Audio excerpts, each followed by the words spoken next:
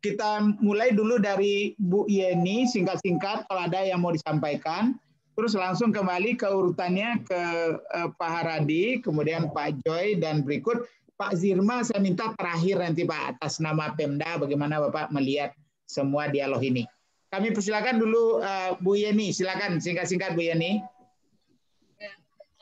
Dari kita mendengar dari narasumber yang lain, dari untuk mudah-mudahan ke depannya UMKM kita akan bangkit dan dibantu dengan bantuan sistem digital yang lebih baik.